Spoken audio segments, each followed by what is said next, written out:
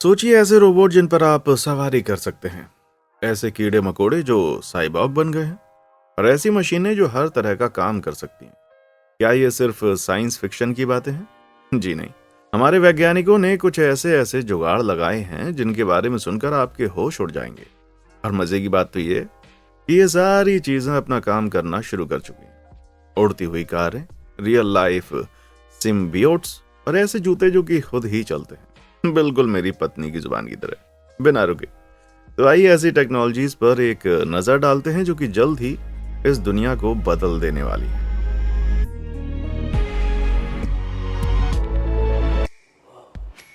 3D printed दिल।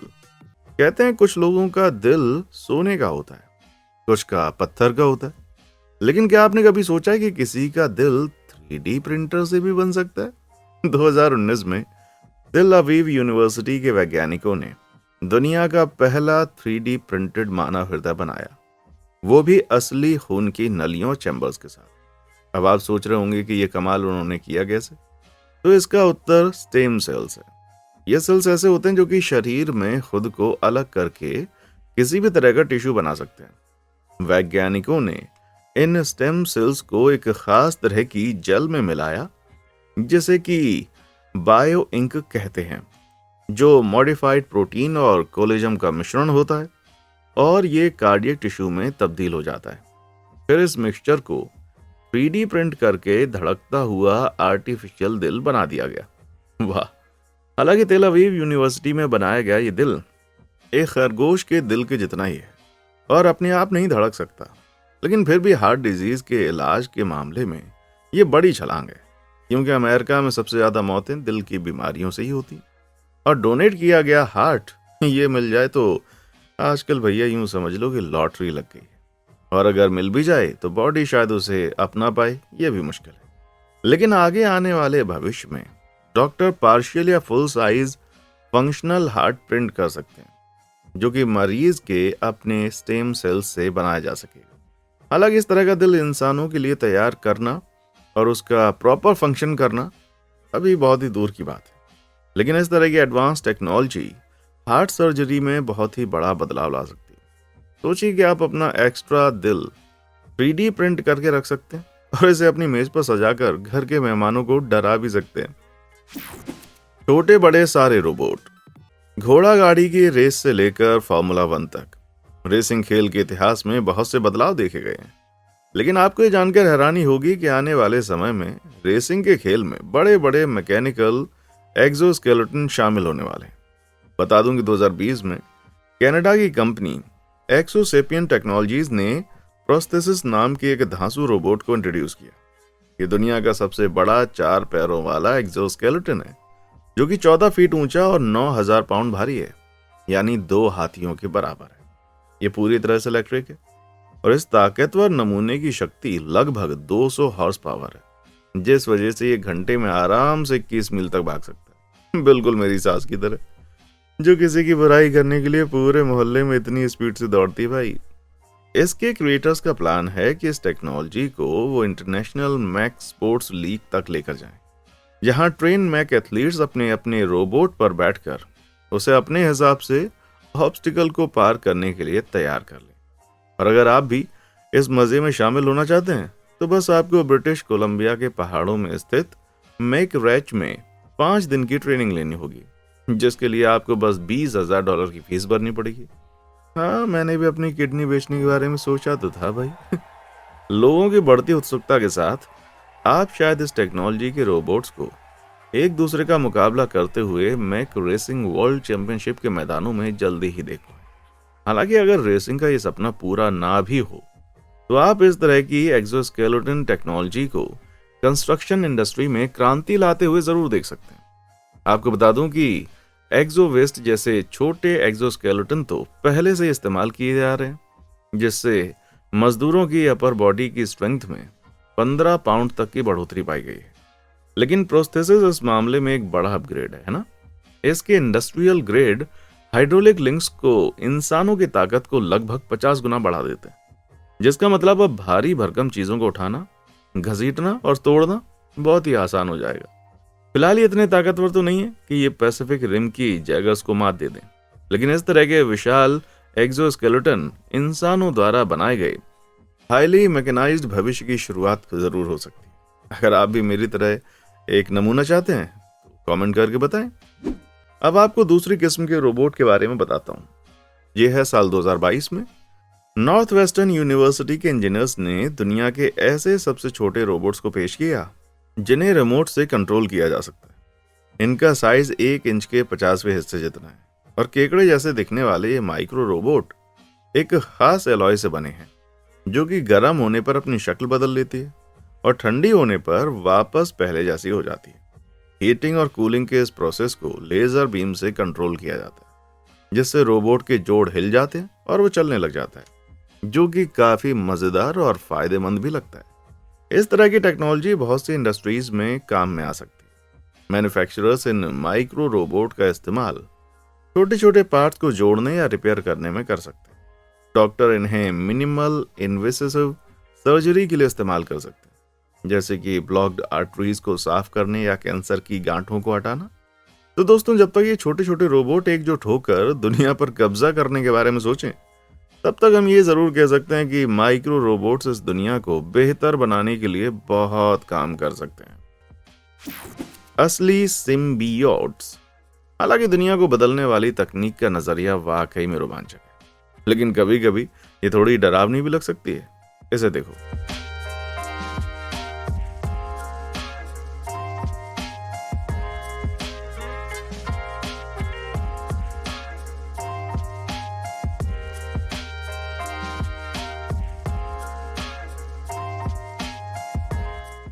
ये venom symbiote के अंदर जान नहीं आ रही, बल्कि ये एक जबरदस्त मटेरियल है जिसे फेरोफ्लूइड कहा जाता है। फेरोफ्लूइड एक शानदार मटेरियल है जो कि एक ही समय में मैग्नेटिक सॉलिड और लिक्विड की तरह काम करता है। लटके हुए magnetic iron oxide nano particle से बना हुआ। जब आसपास कोई मैग्नेट नहीं होता है तो ये पार्टिकल्स फ्रीली घूमते हैं, जिससे फेरोफ्लूइड लिक्विड बन जाता है। लेकिन जब इसे मैग्नेट के नजदीक रखा जाता है तो ये लिक्विड मटेरियल आमतौर पर खुद को लगभग इनविजिबल मैग्नेटिक फील्ड लाइंस में ऑर्गेनाइज्ड कांटेदार आकार में अलाइन कर देता है। लेकिन ये सिम्बियोट एक मैग्नेटिक कलाकार से कहीं ज्यादा खास है भाई। बता दूं, जब नासा के इंजीनियर स्टीव पेपेल ने पहले फेरोफ्लूइड का आविष्कार 1963 में किया था, तो उनका मूल विचार ये था कि अगर इन मैग्नेटिक पार्टिकल्स को रॉकेट फ्यूल में मिलाया जाए तो नासा इस मैग्नेटिक फील्ड के साथ इसे जीरो ग्रेविटी के इलाके में ले जाने में सक्षम हो जाएगा। हालांकि ये विचार तो सफल नहीं हुआ। फिर भी फेरोफ्लूइड अपने आविष्कार के बाद से टेक्नोलॉजी की दुनिया को लगातार बदलने में सक्षम है। आज के दिन फेरोफ्लूइड को कुछ खास वजह से इस्तेमाल किया जा सकता है। यहाँ आप एक लाउड स्पीकर के अंदर पानी में लटका हुआ सामान देख सकते हैं, जो कि ऑडियो इनपुट सिग्नल के आधार पर अपने इलेक्ट्रोमैग्नेटिक फील्ड को क्रिएट करने में सक्षम है, जिससे फेरोफ्लूइड डांस कर रहा है। ग्रूवी वेनम ग्रूवी इसका इस्तेमाल नॉर्मल लाउड स्पीकर्स के साथ साथ कंप्यूटर हार्ड ड्राइव में वाइब्रेशन को कम करने के लिए भी किया जाता है। लेकिन कुछ वैज्ञानिकों का मानना है ये मेडिकल साइंस में क्रांति लाने में गेम चेंजर हो सकता है। इसके मैग्नेटिक नेचर के कारण कुछ वैज्ञानिकों द्वारा फेरोफ्लूइड का प्रस्ताव मैग्नेटिक दवा के लिए किया गया है। इस प्रोसेस में जीवन रक्षक दवा को फेरोफ्लूइड में मिलाया जाएगा और इसे मरीज में इंजेक्ट कर दिया जाएगा। इसके बाद डॉक्टर बदलते हुए मैग्नेटिक फील्ड के कारण दवा से भरे फेरोफ्लूइड को शरीर में अपने टारगेट तक डायरेक्ट करने में सक्षम होंगे। हालांकि वेनम असल में इंसान के जीवन को बचाने के लिए पोस्टर चाइल्ड तो नहीं है, लेकिन बताया जाता है कि रियल लाइफ में ये एक सच्चा सुपर हीरो साबित हो सकता है। भविष्य के हीरो। इसमें कोई संदेह नहीं है कि जब स्नीकर्स की बात आती है तो नाइकी और एडिडास सबसे आगे होते हैं। लेकिन अब मैदान में एक नया खिलाड़ी आया है जो कि पैदल चलने के भविष्य में क्रांति ला सकता है। सिटी ग्लाइडर एक उच्च तकनीक का नेक्स्ट लेवल जूता है जो पहनने वाले की स्पीड और दूरी को आसानी से बढ़ा सकता है। सिंगापुर के डिजाइनर फ्रेडरिक फुआ द्वारा बनाया गया ये जूता वाकई में क्रेजी है। सिटी ग्लाइडर को इस तरह से डिजाइन किया गया है कि इसके अंदर मौजूद हाइड्रोलिक पिस्टन की जोड़ी चलने वाले के हर एक कदम से कंप्रेस होती है और ये पिस्टन उस प्रेशर को तब रिलीज करता है जब पहनने वाला अपने कदमों को बदलता है। जिससे उन्हें हर कदम पर कुछ इंच एक्स्ट्रा आगे बढ़ना पड़ता है। ये एक रिवर्स मून वॉक की तरह है, लेकिन जैसे जैसे आप आगे बढ़ते हैं आपका काम आसान हो जाता है। और मैं इसके इनोवेटिव आकार और कार्बन फाइबर जैसे हल्के मटेरियल का धन्यवाद करता हूँ। इसके अलावा सिटी ग्लाइडर में शॉक एब्जॉर्प्शन इफेक्ट भी मौजूद होता है, जो पहनने वाले के जोड़ों को सुरक्षित रखता है और पैरों के दर्द को कम करता है। भाई मुझे लगता है ये फैशन और फंक्शनैलिटी का सही कॉम्बिनेशन है, जिससे छोटी छोटी यात्राओं के लिए मोटर व्हीकल्स के बजाय इस्तेमाल किया जा सकता है। उम्मीद है कि इससे भीड़, दुर्घटनाएं और गैस कंजम्पशन कम होगा। और सिटी ग्लाइडर न सिर्फ आपके वार्डरोब में भविष्य की झलक लाएंगे, बल्कि जब वे आने वाले सालों में मार्केट में आएंगे ना, तो समाज को बहुत ही लाभ भी हो सकता है। सितारों के चुंबक हमारे रेफ्रिजरेटर को अच्छे से बंद रखने के अलावा आपको शायद अंदाजा नहीं होगा कि मैग्नेट का हमारे दैनिक जीवन में कितना ज्यादा महत्व है। लेकिन आपको बता दूं, हकीकत में मैग्नेट और खास करके उनके इलेक्ट्रोमैग्नेट वेरिएंट इंडस्ट्रियल स्केल में हर रोज इस्तेमाल किए जाते हैं। मैग्नेट्स! फिर चाहे वो बिजली ट्रांसफार्मर की बात हो या मेटल के टुकड़ों को वेस्ट चीजों के ढेर से हटाने की बात हो।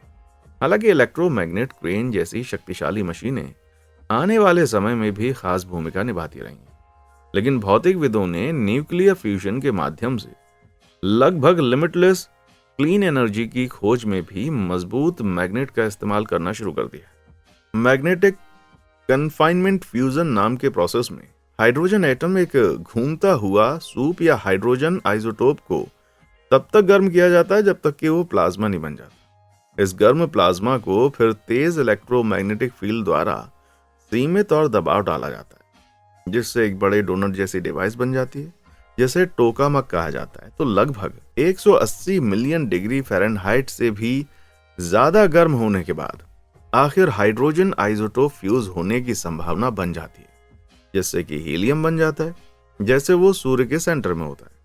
ये एक ऐसा प्रोसेस है जो भारी मात्रा में एनर्जी रिलीज करता है, लेकिन इसे शुरू करना और बनाए रखना बहुत ही मुश्किल काम है, क्योंकि प्लाज्मा शुरुआत के फ्यूजन के बाद ठंडा हो जाता है।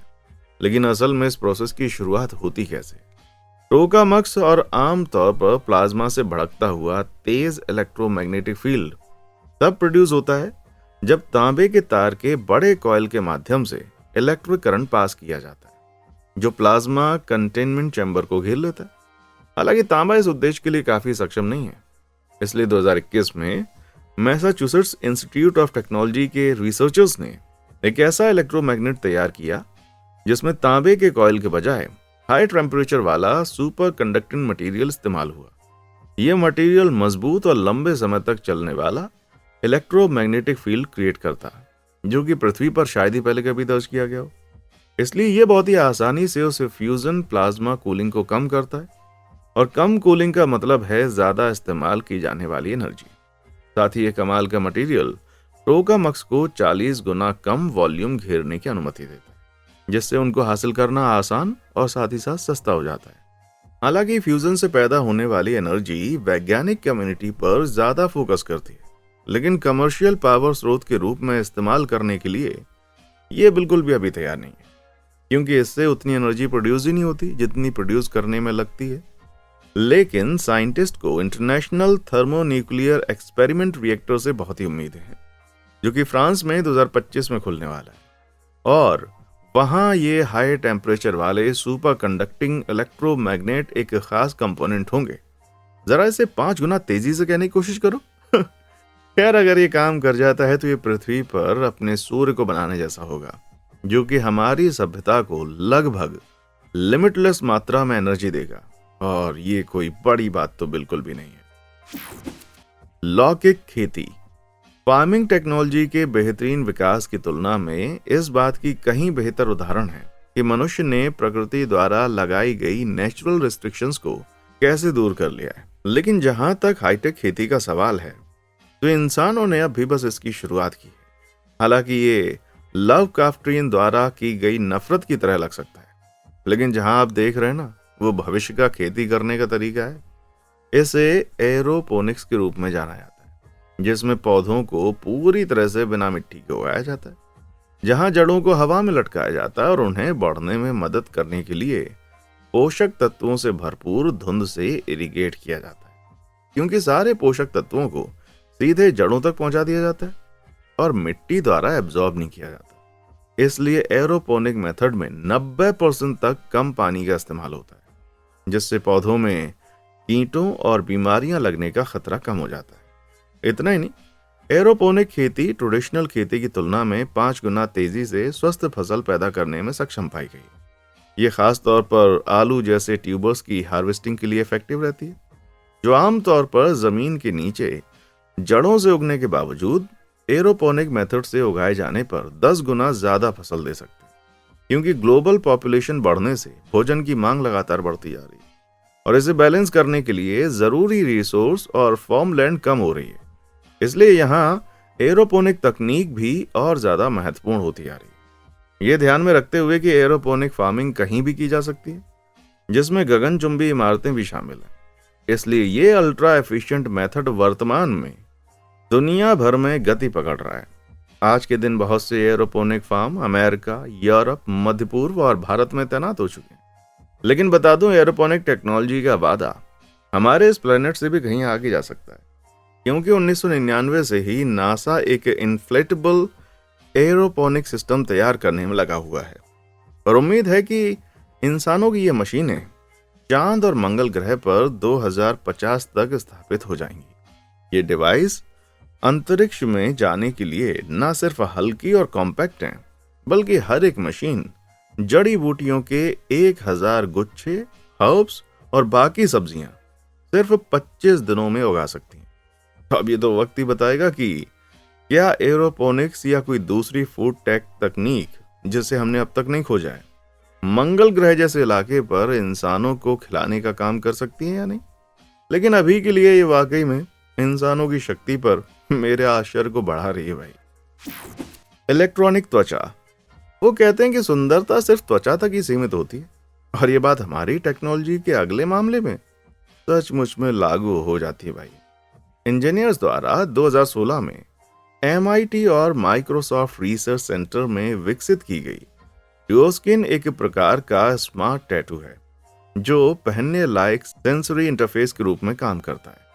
हैरानी की बात यह है कि यह स्मार्ट टैटू आपकी स्किन को ब्लूटूथ ट्रैकपैड या कंट्रोलर में बदल सकता है, जिससे आप अपनी स्मार्ट डिवाइस को कंट्रोल कर सकते हैं।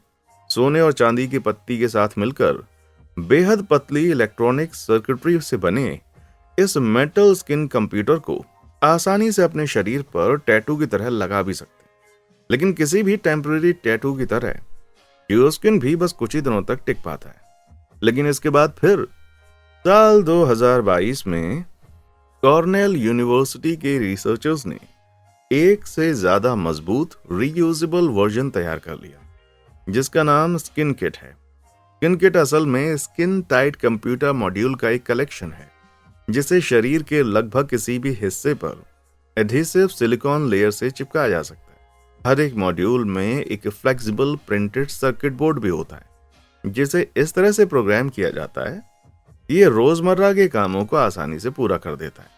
कहा जाता है कि स्किन किट्स बीमारियों का पता लगाने के लिए, शरीर के तापमान सेंसर से, या अंधे लोगों के लिए सेफ्टी डिवाइस और नेविगेशन में सहायता के लिए वाइब्रेटिंग सिग्नल्स के रूप में काम कर सकता है। साथ ही ये डिवाइस एथलीट्स को उनकी ट्रेनिंग परफॉर्मेंस को ट्रैक करने में मदद कर सकती है और अंधेरे में काम करने के लिए पहनने वाली फ्लैशलाइट्स के रूप में भी काम कर सकते हैं। हाँ, इन किट की क्षमता में कुछ कमियां जरूर हैं, खासतौर पर गीली कंडीशन में, लेकिन फिर भी इन कंप्यूटर की वर्सेटिलिटी और सुविधा उन्हें आज के स्मार्टफोन की तुलना में ज्यादा इस्तेमाल में ला सकती है। अब मैं अपने बुढ़ापे का भविष्य जरूर देख सकता हूँ। जब मैं जवान था तो हमारे पास टाइम पास के लिए सिर्फ टिकटॉक था, और आज के बच्चे सिर्फ अपने रोबोट शरीर के बारे में चिंतित हैं। कितने शर्म की बात है। रोबोट के बारे में बात करें तो पाया गया है कि मनुष्य एकमात्र प्राणी नहीं है जो कि इलेक्ट्रॉनिक क्षमताओं से इन्फ्यूज हो सकता है। बता दूं, साल 2022 में जापान में रीकन रिसर्च इंस्टीट्यूट के वैज्ञानिकों ने मेडागास्कर कॉकरोच को सफलता से एक रिचार्जेबल रिमोट कंट्रोल साइबोर्ग में बदल दिया। ये एक छोटा सोलर सेल जो लैब इनोवेटिव ऑर्गेनिक क्रिस्टल से बना है, वे कीट की पीठ पर लगे हुए हैं, जिससे इस वायरलेस कंट्रोल मॉड्यूल को पावर मिलती है और इसके सेंसरी ऑर्गन काम करने लगते हैं, जिन्हें चर्ची कहा जाता है, और ये कीट हलचल कर पाता है।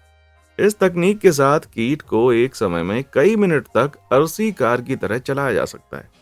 इस प्रयास के पीछे के प्रोफेसर्स को उम्मीद है कि ये बायो मशीन इंटीग्रेशन भविष्य में खतरनाक जगहों से डेटा इकट्ठा करने या नेचुरल डिजास्टर के बाद मलबे के नीचे बचे लोगों का पता लगाने में मदद कर सकती है। अब जैसे जैसे सोलर सेल की चार्जिंग कैपेसिटी में सुधार किया जाएगा, तो इन रोबोटिक क्रिएटर्स की सेनाएं भविष्य में सर्च और रेस्क्यू टेक्नोलॉजी में मुख्य भूमिका निभा सकती है, जो कि बहुत ही अच्छी बात होने के साथ साथ काफी डरावनी बात भी है मेरे भाई। नोस आर्क, समुद्र का बढ़ता स्तर आज हमारी दुनिया के लिए सबसे बड़े खतरों में से एक है, खास करके तटरेखा के पास बसे हुए लोगों के लिए। लेकिन भविष्य में यहां से भाग जाने के बजाय ये लोग तटों पर ही अपना जीवन बिता सकते हैं। नॉटल्स के आकार के इस स्ट्रक्चर को द आर्क के नाम से जाना जाता है। ये एक यूनिक होटल कॉन्सेप्ट है, जैसे क्लाइमेट बदलाव के हानिकारक प्रभावों को एकोमोडेट करने के लिए डिजाइन किया गया है। साल 2011 में रूसी आर्किटेक्चर फर्म रेम स्टूडियो द्वारा परिचित नूह के संदूक पर यह अल्ट्रा मॉडर्न टेक एक इंडिपेंडेंट लाइफ सपोर्ट सिस्टम के रूप में काम करने के लिए विंड, सोलर और पानी आधारित एनर्जी टेक्नोलॉजी का इस्तेमाल करके जमीन या समुद्र पर बनाया जा सकता है। यह कहने का एक शानदार तरीका है कि इसके निवासियों को यहां से कभी भी नहीं जाना पड़ेगा। आर्क का बनाया गया एक खास ढांचा एक खास फाइल से ढका हुआ है, जिसे एथिलीन टेट्राफ्लुओरेलिथीन कहा जाता है।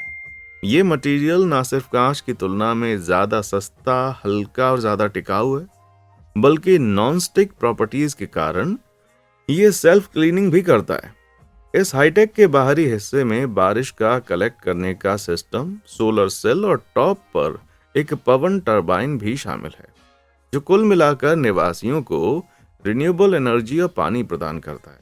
साथ ही इसके इंटीरियर में 1.5 लाख स्क्वायर फीट से ज्यादा के रहने की जगह है, जिसमें इसका अपना जंगल जैसा माइक्रो क्लाइमेट मौजूद है, जहां कई पौधों की प्रजातियां खास तौर पर उनके ऑक्सीजन प्रोड्यूसिंग गुणों के लिए अपनाई गई हैं। हालांकि ये सभी टेक्नोलॉजीज इंडिविजुअली दशकों से मौजूद हैं, लेकिन दी आर्क इन सबको एक साथ लाकर एक आत्मनिर्भर तैरता हुआ होटल बनाने वाला पहला होगा, जो कि हमने शायद पहले कभी भी नहीं देखा है। लेकिन दुर्भाग्य से यह कॉन्सेप्ट अभी भी अपने निर्माण को शुरू करने में मदद के लिए निवेश की प्रतीक्षा कर रहा है। लेकिन ये देखते हुए कि यूनाइटेड अरब एमिरेट्स जैसे देश इस समय अपना बहुत सारा पैसा तैरने वाले आत्मनिर्भर लग्जरी रिजॉर्ट के निर्माण में लगे हुए, इसलिए हमारे आर्क के भविष्य में उतना अंधेरा नहीं है जितना कि अभी लग रहा है। धधकता हुआ रोश।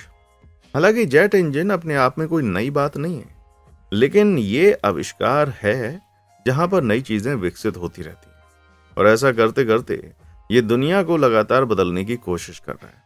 बता दूं, 20वीं सदी के मध्य में सैन्य ग्रेड F110 टर्बोफैन की उत्पत्ति से लेकर 80 के दशक तक आज भी सुपरसोनिक F-16 फाइटिंग फाल्कन विमानों में उनका इस्तेमाल किया जाता है, जिसके कारण जेट इंजन्स के आने से एरोस्पेस इंडस्ट्री पूरी तरह से बदल गई है। जनरल इलेक्ट्रिक द्वारा डिजाइन किए गए F110 जैसे टर्बोफैन एक साइफाई कल्पना की तरह लग सकते हैं, लेकिन ये 15 फीट लंबा राक्षस लगभग 29,000 पाउंड का वजन उठा सकता है, जो कि मेरा हिसाब है इसके पीछे खड़े होने के बाद ही ये रियल लगेगा भाई।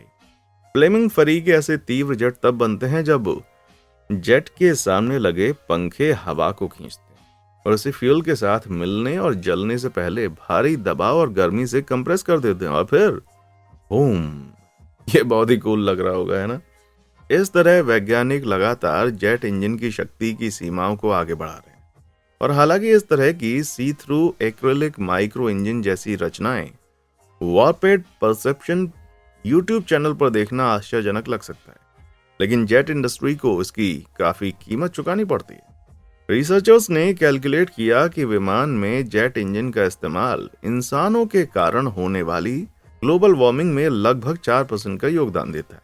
इसलिए वैज्ञानिक एविएशन एमिशन को कम करने के तरीके खोजने के लिए काम कर रहे हैं और हाल ही में एक को सफलता भी मिल गई है। मई 2023 में रोल्स रॉयस ने अपने नए ग्रीन अल्ट्राफैन जेट इंजन का पहला टेस्ट सफलता से पूरा किया।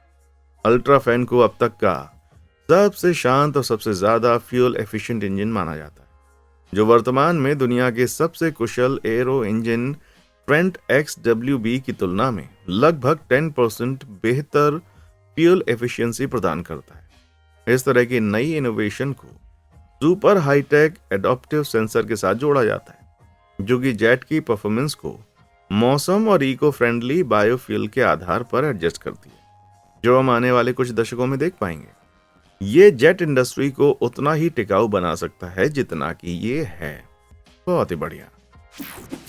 ग्राफीन जाइरोइड्स। साल 2004 में इसकी खोज होने के बाद से दुनिया भर में रिसर्चर्स ने ग्राफीन को भविष्य का सो कॉल्ड वंडर मटेरियल के रूप में प्रकाशित किया। ये न सिर्फ वर्तमान में मनुष्य के लिए ज्ञात सबसे मजबूत मटेरियल है, बल्कि मूल रूप से इसकी एक शीट सिर्फ कार्बन के एक एटम जितनी मोटी है। ये कागज से भी हल्का है और हाईली इलेक्ट्रिक कंडक्टिव है। तो अब इस तकनीक का इस्तेमाल पृथ्वी के हर कोने में क्यों नहीं किया जा रहा? बता दूं कि ये बहुत ही महंगा है। इसकी प्रोडक्शन बड़े पैमाने पर अभी नहीं की जा सकती, लेकिन एक बार जब इसकी मैन्युफैक्चरिंग गति पकड़ लेगी तो इसके लिए बहुत सी इंडस्ट्रीज इंतजार कर रही हैं। साल 2017 में MIT की रिसर्चर्स ने इस विचित्र 3 डायमेंशनल स्पंज जैसे स्ट्रक्चर को डिजाइन किया, जिसे जाइरॉइड के रूप में जाना जाता है। उन्होंने इस खास जियोमेट्रिक फॉर्मेशन की शक्ति को टेस्ट करने के लिए 3D प्रिंटिंग मॉडल के साथ गुलाबी कमर्शियल प्लास्टिक का इस्तेमाल करके इसे हाइड्रोलिक प्रेस में डालकर टेस्ट किया। पतली दीवार वाला मॉडल ज्यादा भार के मुताबिक बहुत ही अच्छी तरह से टिका रहता है, बजाय एक ज्यादा मोटे वेरिएंट के, जिससे स्पष्ट हो जाता है कि मटेरियल की ज्योमेट्री उसकी ताकत में कितना सुधार कर सकती है। इन रिसर्चर्स के अनुसार बार बार तीव्र गर्मी और दबाव की मदद से ग्राफीन के 2D फ्लेक्स को एक साथ जोड़कर जाइरॉइड का एक ग्राफीन बेस्ड वर्जन बनाया जा सकता है। यह वर्जन स्टील से 10 गुना ज्यादा मजबूत और 95% कम घना होगा, जिससे बुनियादी ढांचे में स्टील और कंक्रीट का एक अच्छा विकल्प बन जाएगा। लेकिन चूंकि ग्राफीन का निर्माण अभी बहुत ही कठिन और महंगा है, इसलिए ग्राफीन को क्रांति आने में कुछ समय लग सकता है, जिसके बाद हमारी दुनिया की इमारतें वाकई में बहुत ही अलग दिखने लगेंगी। Floating locomotion. हालांकि लोकोमोटिव ने एक बार पहले ही इंडस्ट्रियल क्रांति में दुनिया के इतिहास की दिशा बदल दी थी, लेकिन आज भी तकनीक में कुछ ऐसे बदलाव आ रहे हैं कि जल्द ही ये गाड़ियां हवा में उड़ने लगेंगी। हाइपरलूप एक हाई स्पीड रेल का कॉन्सेप्ट है, जिसे एलन मस्क द्वारा शुरू किया गया है, जिसके लिए एक ऐसी टेक्नोलॉजी बनाई जा रही है जिसे मैग्लेव नाम दिया गया है, जिसका मतलब मैग्नेटिक लिविएशन है। यह हाइपरलूप सिस्टम पहले ट्रेन को जमीन से उठाने के लिए इलेक्ट्रोमैग्नेट के सेट का इस्तेमाल करके काम करता है, फिर वैक्यूम ट्यूब की मदद से ट्रेन आगे बढ़ती है। कहा जाता है इस तकनीक के साथ हाइपरलूप ट्रेनें 750 मील प्रति घंटे की तेज गति को पार कर सकती हैं, जो कि कमर्शियल विमानों की तुलना में लगभग 20% तेज है। साल 2014 से ही हाइपरलूप 1 नामक एक अमेरिकी स्टार्टअप इस सिस्टम को तैयार करने के लिए वर्जिन के साथ कोलैबोरेट कर रहा है। इसकी शुरुआत सामने की ओर एक डक्ट वाले पंखे के साथ की गई थी, ताकि वैक्यूम ट्यूब में मौजूद हवा को गाड़ी के पीछे से पूरी तरह से निकाला जा सके। लेकिन इसके वर्जन, जिसे XP2 पॉड के नाम से जाना जाता है, वो एक चिकना एरोडायनेमिक डिजाइन का है।